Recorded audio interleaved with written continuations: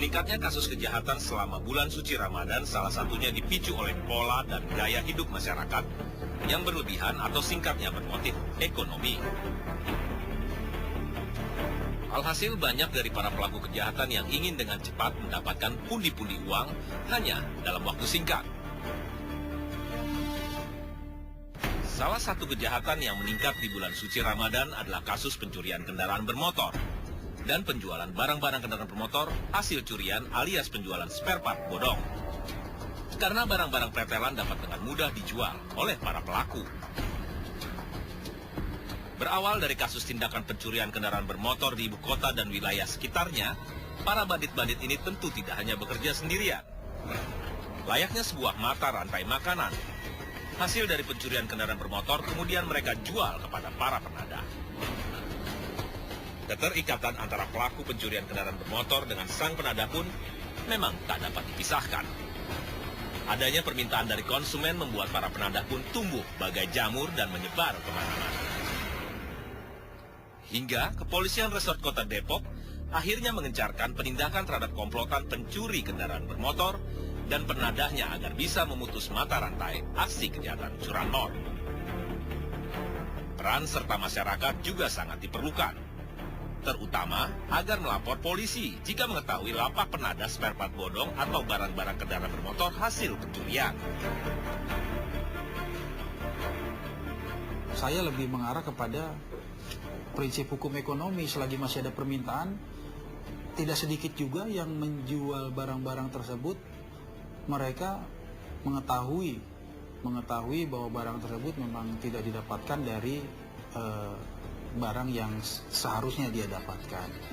Nah, tetapi polisi ini menyentuh kepada 480 tersebut harus ada pengakuan dan bukti-bukti yang menyatakan bahwa di satu tempat tersebut menjual barang-barang ataupun onderdil tersebut dari hasil pencurian atau barang tersebut didapatkan dari pelaku pencurian kendaraan bermotor.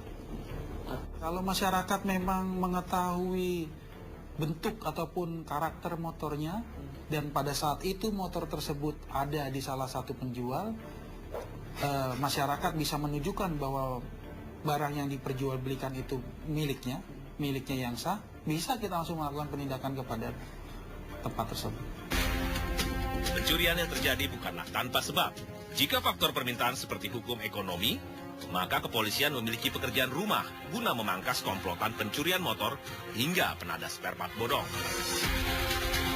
Berbagai macam modus operandi pelaku pun harus bisa segera dibaca dan ditangani secara tuntas oleh kepolisian. Seperti apa pengungkapan terkait kasus komplotan penadah spare part curian di ibu kota dan sekitarnya? Ikuti terus tim Cakrawala Kriminal. Berawal dari laporan masyarakat, polisi kemudian mengembangkan penelusuran dan penyelidikan kasus pencurian di wilayah hukum Polresta Depok. Tanggal 4 Juni tahun 2016, Polresta Depok akhirnya membekuk 6 orang pelaku curanmor di kawasan Sukma Jaya Depok.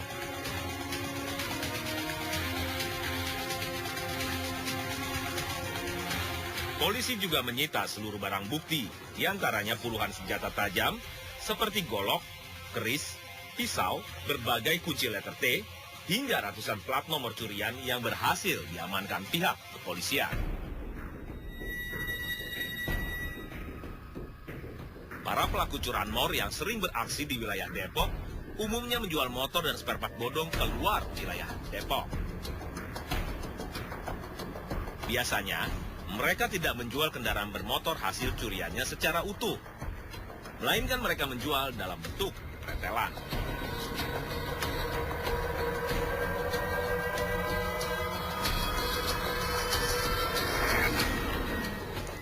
Dari 6 orang yang kita tangkap ataupun kita dapatkan di tempat kejadian perkara, ke-6-nya adalah orang dari pelakunya dari wilayah Sumatera, dari Lampung. Di tempat kejadian perkara ataupun di TKP, kami mendapatkan beberapa barang bukti, diantaranya adalah 6 sepeda motor, kendaraan roda 2, yang selanjutnya ada 3 senjata tajam, golok dan pisau tajam yang biasa dipergunakan oleh pelaku untuk mempersenjatai dirinya apabila korban melawan. Yang selanjutnya alat kunci pembuka kunci motor yang berupa letter T maupun berbagai macam jenis, termasuk alat pembuka kunci gembok apabila pelaku memasuki pekarangan rumah yang pintunya dikunci. Yang selanjutnya alat potong gergaji ataupun gerindra potong yang dipergunakan apabila di dalam pagar tersebut menggunakan kunci rantai.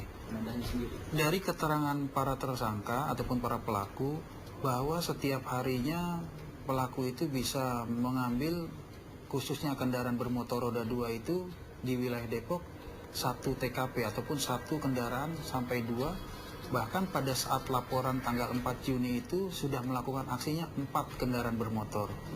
Kendaraan bermotor itu memang sangat mudah dibeli oleh masyarakat yang untuk mendapatkan tersebut, dan pelaku menjual kendaraan tersebut di wilayah keluar Depok, di wilayah Bogor, dan bahkan tim kami ini sedang melakukan pengembangan di wilayah Sukabumi dan Sukabumi Kabupaten. Penangkapan para pelaku curanmor dan penadah di kawasan Depok, Jawa Barat bermula dari laporan masyarakat yang resah atas aksi pencurian dan begal motor. Menindaklanjuti laporan tersebut, Kepolisian Resort Kota Depok segera mengembangkan penyelidikan. Tim gabungan Polsek Sukma Jaya dan Satreskrim Polres Kota Depok akhirnya dapat meringkus 6 orang pelaku curanmor sekaligus begal di Jalan Kesadaran Sukma Jaya Depok, Jawa Barat. Tak mudah membekuk komplotan yang berasal dari Lampung ini, karena pelaku sempat melakukan perlawanan hingga akhirnya polisi terpaksa menembak para pelaku. Setelah dilakukan pemeriksaan secara intensif, terungkap bahwa motif pelaku melakukan pencurian, pembegalan, hingga penjualan spare part bodong, lagi-lagi karena alasan ekonomi.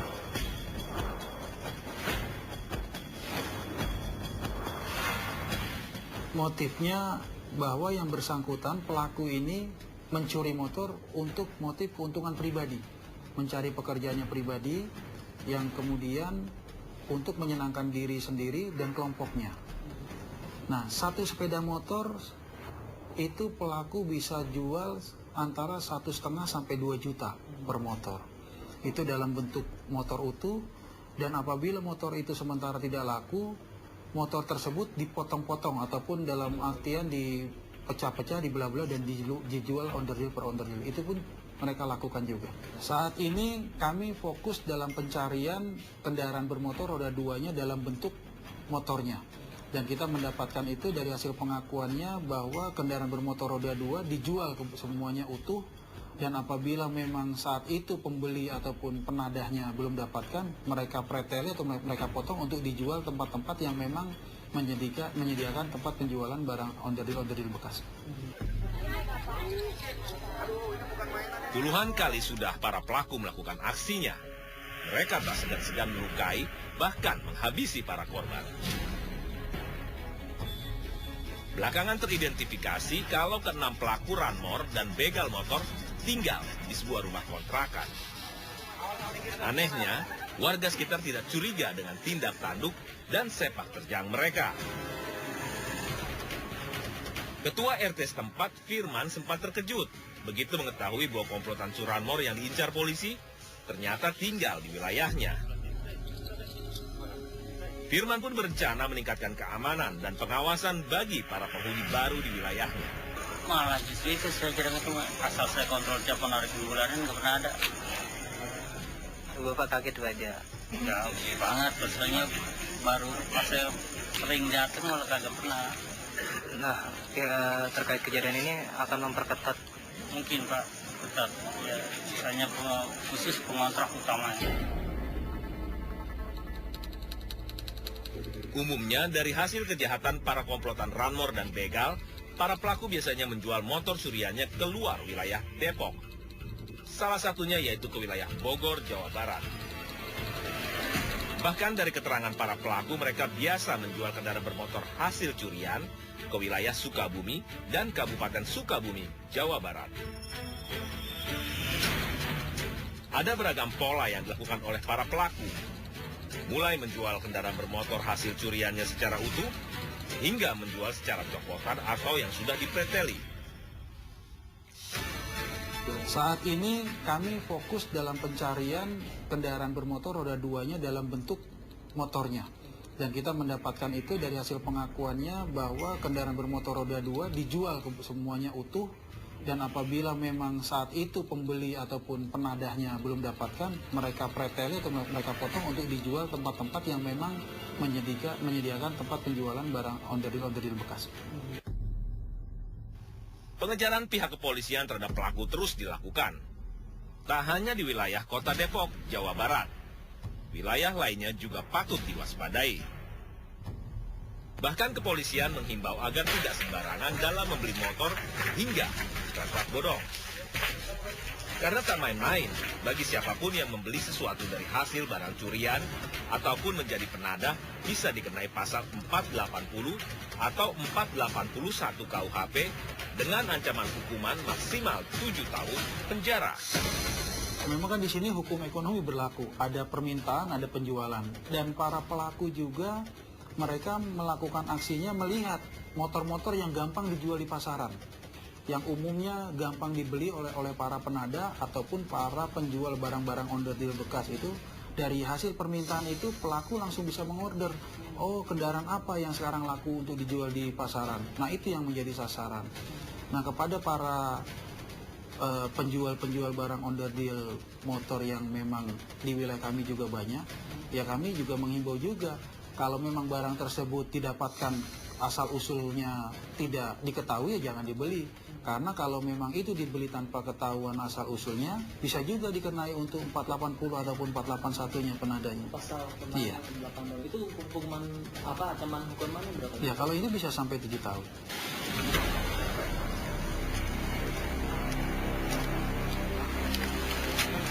Oh, kita kenapa kali ya? Aman aja sih. Ditanam gini bang. Oh. Kenapa taruh? Biar aman aja bang, kita bang.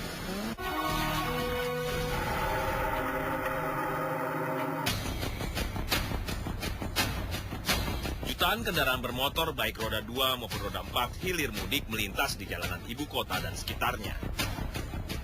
Hampir setiap tahunnya jenis kendaraan pun selalu dimunculkan oleh para produsennya. Beragam harga pun ditawarkan untuk menggoda para konsumen. Namun di balik penjualan kendaraan bermotor secara resmi, ada pula penjualan kendaraan bermotor yang bodong alias ilegal. Tak lain penjualan kendaraan bermotor atau spare part bodong ini tentu merupakan barang hasil curian dari para pelaku kejahatan. Penasaran dan ingin menggali informasi lebih dalam seperti apa praktek penjualan spare part bodong, tim Cakrawala Kriminal pun mencoba menelusurinya. Dari informasi seorang informan, penelusuran pun kami awali dari salah satu bengkel yang berada di kawasan Jakarta Timur.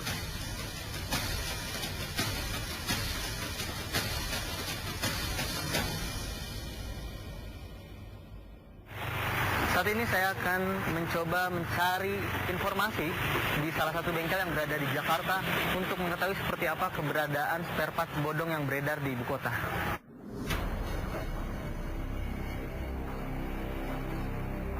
Dari bengkel yang kami datangi ini, tim mencoba menanyakan kepada para montir mengenai perbandingan harga spare part kendaraan bermotor yang biasa diperdagangkan. Kami pun mencoba menggali informasi dari salah satu montir. Salah satu montir yang mengelola bengkel dan biasa membeli spare part bodong atas permintaan para pelanggan di bengkelnya. Ini Keramat Jati sih.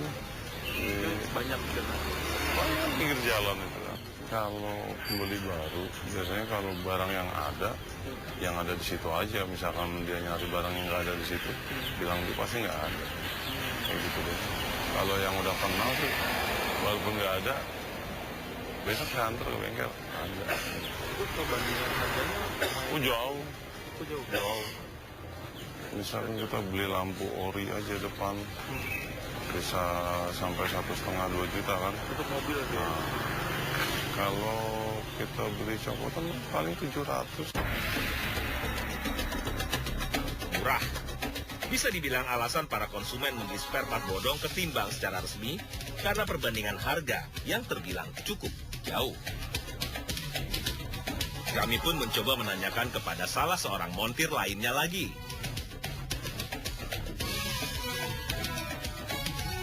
Tingginya permintaan spare part bodong terkadang membuat dia mencari karena perbedaan harga yang cukup murah. Terkadang para konsumen juga tak terlalu memperhatikan kualitas. Kualitas spare part bodong memang orsinil karena diambil dari barang hasil curian. Ada di Parsari, kalau daerah Tarung, Ciputat, ada di daerah. Barang-barang copotannya apa aja tuh Pak biasanya? Mesin, semua mesin ada. Semua mesin ada Bang? Ada guys. Itu mereka dapat barangnya dari mana? Kalau ceritanya sih Singapura. Ceritanya Singapura, tapi kenyataannya Penelusuran kami lanjutkan dengan menanyakan kepada salah seorang supir angkutan umum yang kebetulan sedang parkir di pinggir jalan. Supir angkot mengaku kepada kami kalau spare part yang ia gunakan adalah spare part copotan alias bodong. Hal ini dilakukan karena harga murah dan kualitasnya sama dengan aslinya. Meski khawatir karena menggunakan barang hasil curian, pada kenyataannya sang supir malah merekomendasikan barang ini kepada teman-temannya di pangkalan angkot lainnya. Suka nyari kampas kopling aja. Kampas kopling? Iya, kalau yang kayak oli-oli, bengkel-bengkel. Yang dalaman mesin aja, sekiranya dalaman. Berapa biasanya segitu harganya? Kalau untuk dalaman mesin paling sekitar 100 ribu ya? 100 ribu. Kalau di luar selain itu berapa tuh? Kalau yang bukan copotan ya maksudnya? Oh itu bisa lebih, bisa sampai 150-200. Wah, dua kali lipatnya ya? 2 kali lipatnya. Oh gitu ya. Itu artinya karena permintaan, karena harga murah banyak situ maksudnya belinya ya. Tapi nggak khawatir maksudnya kalau misalnya beli barang-barang copotan ya atau curian itu nggak khawatir gitu? Kalau dibilang khawatir sih pasti khawatir ya. Karena kan barang-barang kayak gitu nggak orisinil. Iya. Tapi ya kalau kita diangkut sih, jangkaunya ya rata-rata kayaknya kayak gitu. Karena kebutuhan juga, harga juga murah ya gitu ya. Setelah mengetahui bahwa harga spare part bodong jauh lebih murah, kami pun mencoba mendatangi sebuah tempat yang tak jauh dari lokasi tempat para supir angkut mangkal. Konon banyak pembeli atau konsumen yang membeli spare part bodong di tempat penada ini. Selain harga yang murah, tempat bertransaksinya pun dibuat tersembunyi. Iya bro, gangguan nih bang. Enggak, lagi nyantai. Nah ini kita lagi ini aja, mau main lagi nyari-nyari barang biasa. Kita lagi ini sih, apa barang? Ya kayak apa namanya? Kayak spion, tapi Mercy. Aku barangnya kan nyari-nyari mahal. Oh gitu ya. Bang, ini ada kan nih bang kira-kira barangnya? Nyaman kan nih? Nyaman lah bang. Saya enggak kok, saya cuma pengen nyari ini aja bang. Tenang lah, aman. Saya enggak, makanya pengen mastiin dulu kira-kira aman lah sama saya mah. Berarti aman ya? Aman. Itu barangnya berapa kalau ada bang? Kira-kira? Ada sih di kita barangnya bang. Tapi aman ya? Jadi berapa harganya tuh bang kira-kira? 300 berani nggak? 300, nggak bisa kurang lagi tuh bang. Wah, ini juga barang susah bang. Ya. Kayak barang susah soalnya. Adanya ada tuh. Ada. Kita, itu nggak bisa kurang lagi tuh bang. Nggak bisa bang. Udah harga bang. Udah pasar. Boleh lihat barang dulu kan? Bisa, boleh. Coba lihat dulu barang apa. Kita lihat dulu sih bang ya bang. Iya. Nggak apa-apa kan? Iya. Ini tapi masih oke nih bang. Masih. Oh ya. Maksudnya yuk. Setelah berhasil bertransaksi membeli sebuah kaca spion mobil seharga Rp200.000, kami pun selanjutnya diajak untuk melihat beberapa barang curian lainnya yang dijual dengan harga miring. Tak jauh dari tempat kami bertransaksi, sang penadah pun menunjukkan tempat penyimpanan spare part bodong lainnya.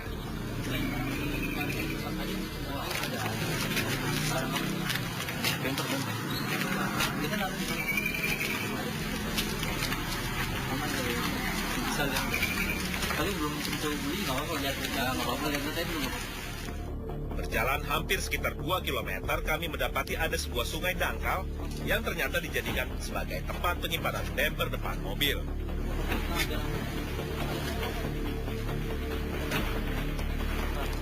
Copotannya mana copotannya? Ini kali doang nggak kelihatan. Oh, ditali dulu. Iya, biar aman aja buat ditanam gini mah. Oh. Kenapa taruh? Biar aman aja bang. Ini nggak ada yang tahu bang.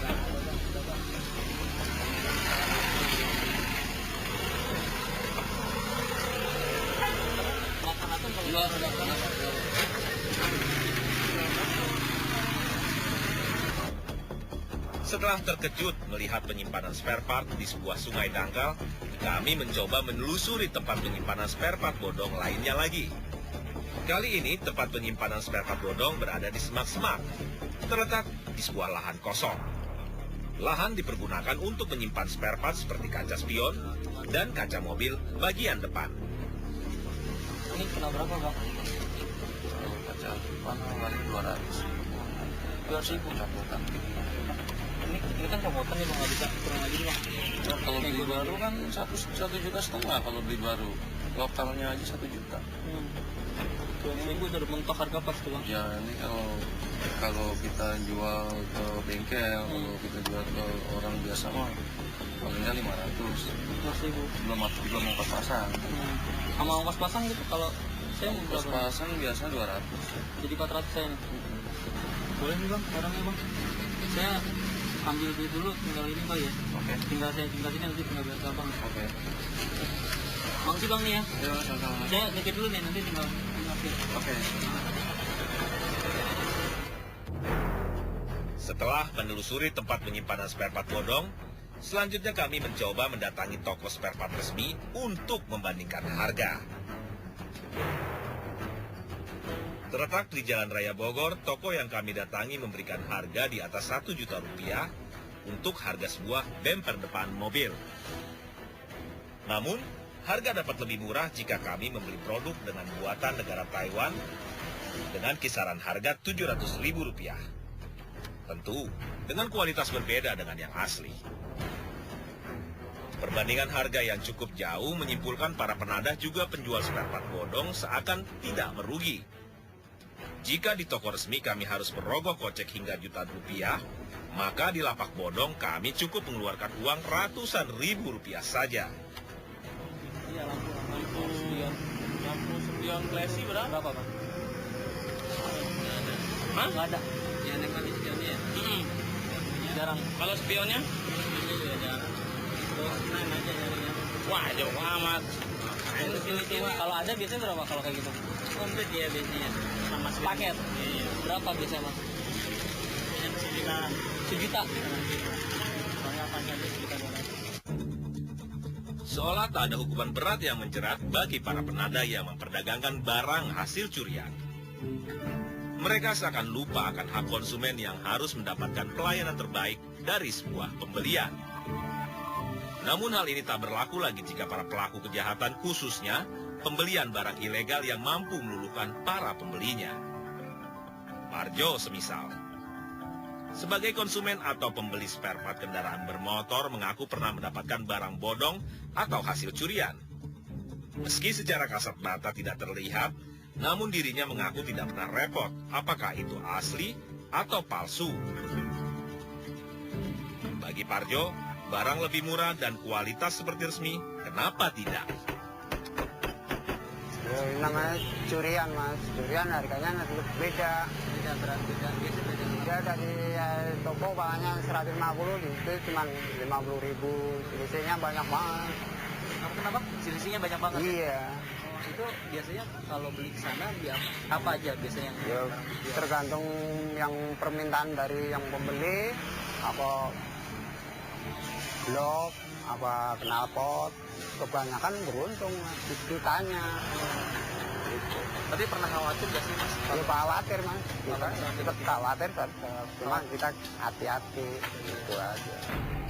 Tingginya kasus kriminalitas juga dibarengi dengan tingginya masyarakat yang selalu dihausi kebutuhan. dan penjual spare part bodong seperti mata rantai yang tidak terpisahkan. Mereka bahkan tidak takut akan hukuman penjara jika perbuatannya terdeteksi polisi. Dari hasil penelusuran kami di wilayah Jakarta Timur ditemukan bahwa maraknya penjualan spare part bodong atau hasil curian ini dikarenakan tingginya minat daripada konsumen.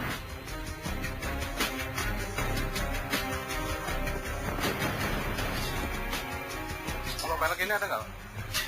Cakram belakang nih, Pak. Ya cakar belakang cuma yang asli. Hah? Yang Racing. racing. Harganya berapa? Peleknya aja, Pak.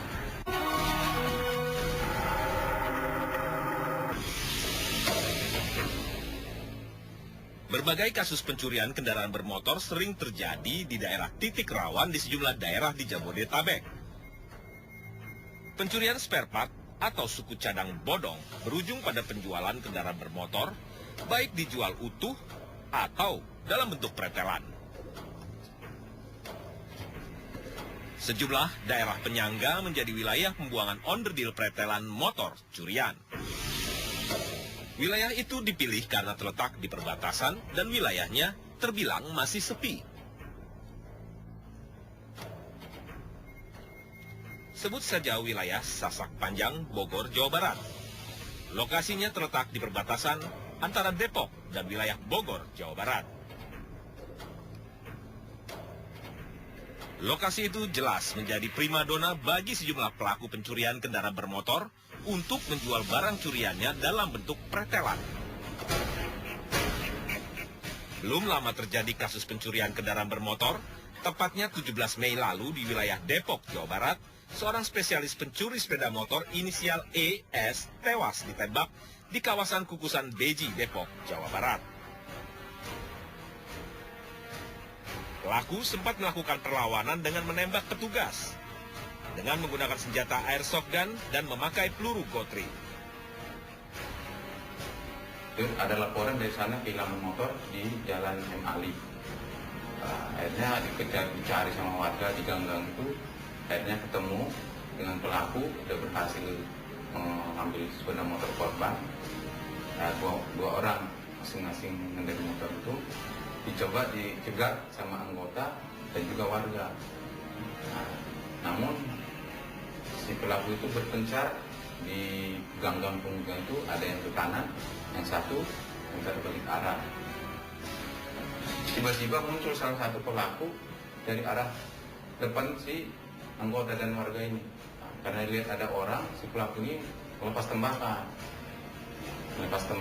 Akhirnya si anggota melepas tembakan peringatan.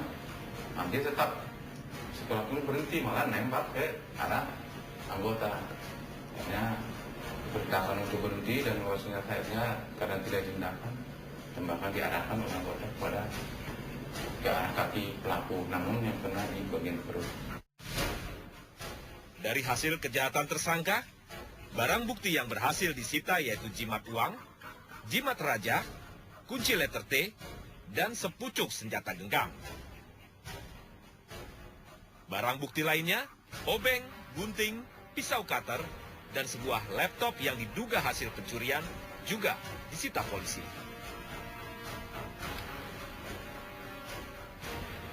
Kanit Reskrim Polsek Beji Depok, Ibtu Nirwan Pohan mengungkapkan, para pelaku pencurian sepeda motor biasanya menjual motor curiannya ke wilayah pinggiran kota. Dulu Polres pernah mengungkap itu ke daerah Sasak Panjang. Pernah dulu tahun 2 tahun yang lalu ya Pak ya. Itu sampai banyak diambil barang, tapi udah dipretelin di sana. Biasanya dipretelin, dijual dalam bentuk spare part bekas. Mesinnya itu biasanya dihancurin dan dikubur, nomor rangka itu nomor rangka dipotong, dibuang yang ada nomornya. Itu biasanya. Karena itu nggak diperjualbelikan sama mereka, kan ada identitasnya. Memang di sini memang itu barang-barang colongan ya kira-kira. Kalau kita amati sih ada yang baru juga ya Pak ya. Banyak juga yang baru, mungkin itulah dioplos atau gimana, disamarkan lah sama mereka. Namanya juga pemain ya. Berbekal informasi polisi, tim Cakrawala Kriminal mencoba melacak ke sejumlah penjual onderdil motor pretelan di kawasan Sasak Panjang Bogor, Jawa Barat. Lokasi Sasak Panjang sekitar 15 km dari pusat kota Depok. Terletak di perbatasan antara kota Bogor dan kota Depok, Jawa Barat. Untuk mencapai daerah Sasak Panjang, tim harus melalui daerah berkelok dengan keadaan sekitar jalan yang relatif sepi. Sesampainya di kawasan Sasak Panjang, ternyata memang mayoritas warga di sana menggantungkan hidupnya dari menjual onderdil motor bekas. Ada puluhan lapak penjual onderdil di sini. Mereka buka dari pagi hingga sore hari. Akan tetapi salah satu dari para penjual onderdil menolak, bahkan keberatan jika daerahnya disebut sebagai lapak penada hasil barang-barang curian. Kalau yang kayak gitu mah udah ditangkap-tangkap. Ada Pak, ada bersihin. Waktu yang pas kemarin tuh, udah sebulan yang lalu. Ada. Belum nyampe kayaknya. Udah bersihin udah. Kan berapa ya? Hampir ada. Pokoknya satu ini ya, Polres. Sampai Polres Jakarta, kemarin semua pakai motor semua. Ada target kok gitu. Jadi kena semua Pak. Lembaga satu. Agak disain yang mau bengkel-bengkelnya nggak habis. Tak puas dengan informasi yang kami dapat, tim kemudian menyusuri lapak-lapak lainnya yang ada di kawasan Sasak Panjang. Nah, benar saja. Kami mendapati memang sebagian barang-barang pretelan motor ini ternyata hasil curian. Ganti-ganti gini nih, variasi dia. Variasi? Iya. Ini dijual. Oh, dijual. Kalau anak muda makan banyak kan kayak gini. Iya. Pakai variasi. Menurut informasi warga Sasak Panjang, lokasi ini memang sebagian menjual barang-barang curian sepeda motor. Modus operandinya adalah motor hasil curian dipreteli, kemudian dijual terpisah ke sejumlah pedagang. Mereka umumnya mengoplos dengan barang baru. Modus lainnya, para pedagang spare part curian juga mengoplos dengan spare part motor dari hasil tarikan leasing. Beli spare part di sini bahaya nggak sih? Ya, kalau beli spare part di sini bahaya nggak? Enggak sih. Ada sih yang hasil leasing. Hasil apa? Tapi yang beli mahal. Apa? Ada yang hasil belinya, terus ada yang hasil tarikan dealer di pasar. Nggak takutnya kalau aku beli Udah, kalau beli sih nggak masalah. ada masalah ya? Ya, yang di situ kemarin udah kena sama polisi. Jadi kalau Ada yang kena? udah Nggak masalah kita kalau mau beli yang beli aman? Nggak kena ini? Nggak takutnya kalau kita beli kan ada masalah atau enggak? kalau dia Tapi ada beberapa yang ada sih. hasil curian itu ada juga.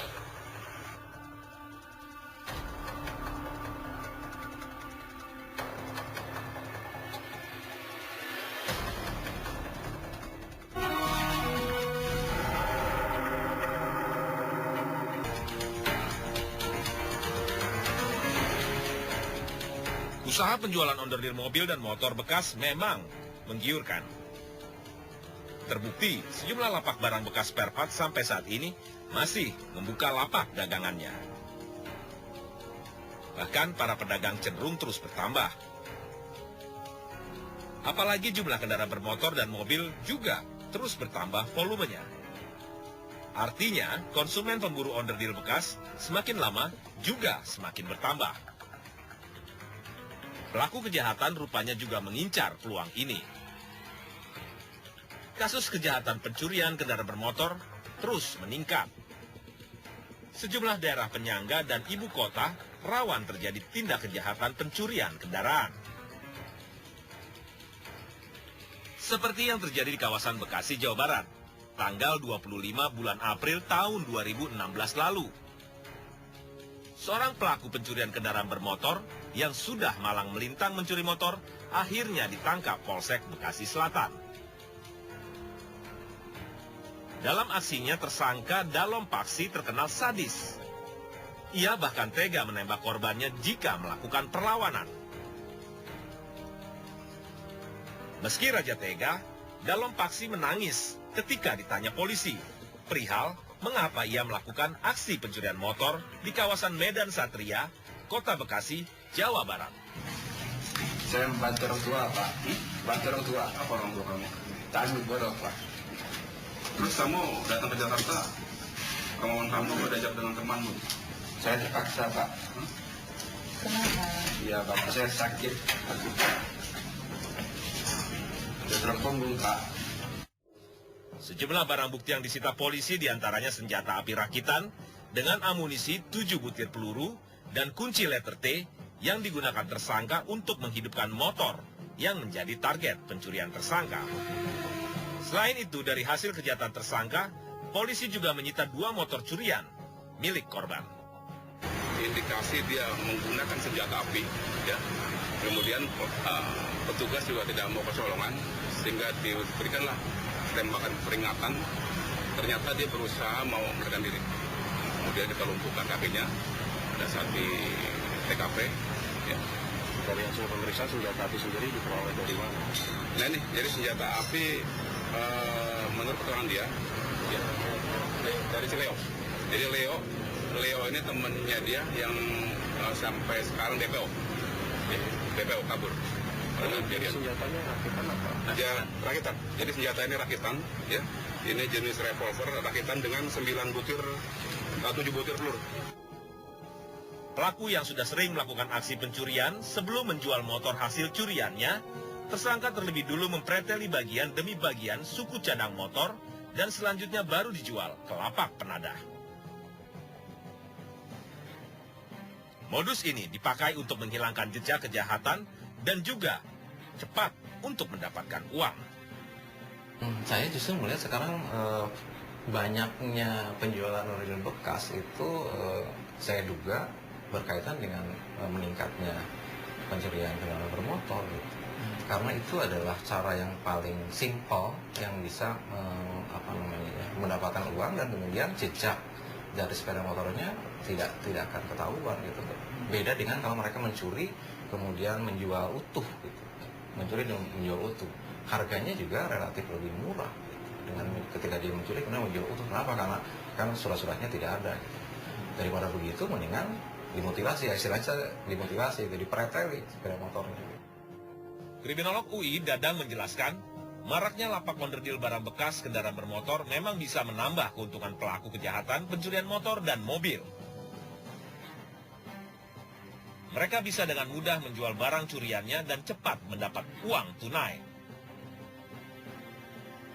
Umumnya, mereka akan tergiur kembali melakukan aksi kejahatan curanmor hingga berulang kali. Sepeda motor pretelan itu menambah bukan menambah peluang jadinya, menambah keuntungan bagi pelaku curanmor untuk melakukan tindakannya lebih lanjut dan lebih sering lagi.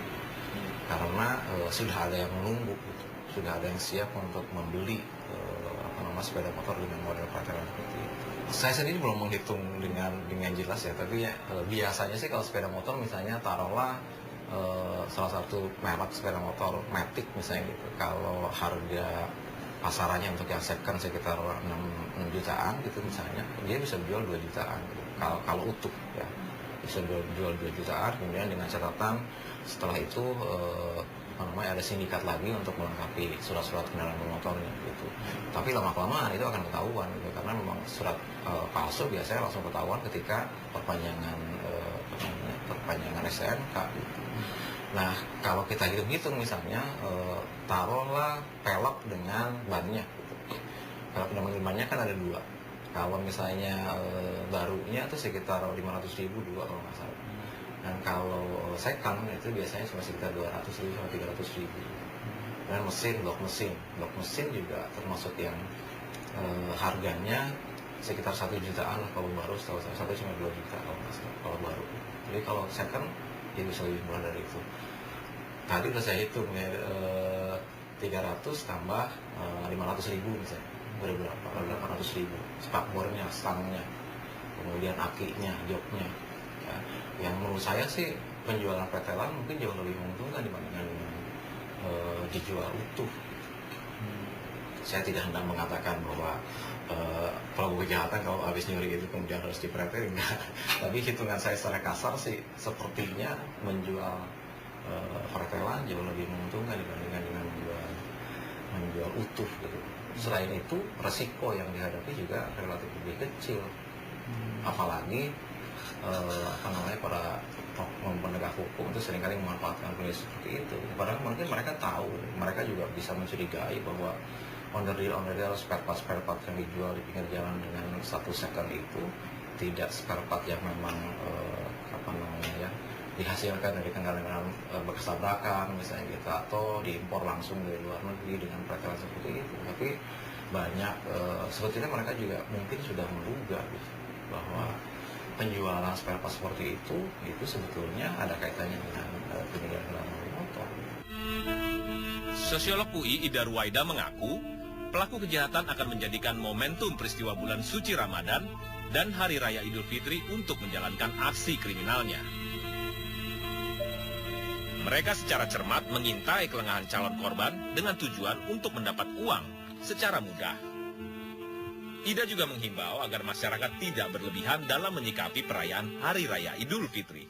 Ya, saya kira kan yang menjadi sangat penting tuh pemaknaan tentang Lebaran dan Idul Fitri, karena ada nilai atau bahkan kultur di masyarakat yang menganggap bahwa Idul Fitri dan Lebaran itu kan harus disikapi dengan cara berlebih. Nah, itu yang sebetulnya menurut saya perlu dikritisi juga gitu loh. Apakah memang Idul Fitri, Lebaran itu bermakna seperti itu gitu. Nah, karena bagaimanapun sebetulnya ada unsur di dalam agama itu sendiri, di dalam norma agama itu sendiri sebetulnya ada tuntutan kewajiban sosial lainnya yang juga harus diingatkan gitu loh ya. Sehingga kita juga harus mempertimbangkan keberadaan kelompok-kelompok yang tidak beruntung atau kurang beruntung gitu ya. Jangan hanya melihat berorientasi pada diri kita. Artinya dengan bahasa lain sebetulnya melalui momen Idul Fitri ini bentuk solidaritas sosial, bentuk kepedulian sosial sebetulnya yang harus lebih dikedepankan dibandingkan dengan tadi gitu loh ya, konsumtif gitu ya, perilaku konsumtif yang lebih berorientasi pada diri dan kelompok sendiri ya.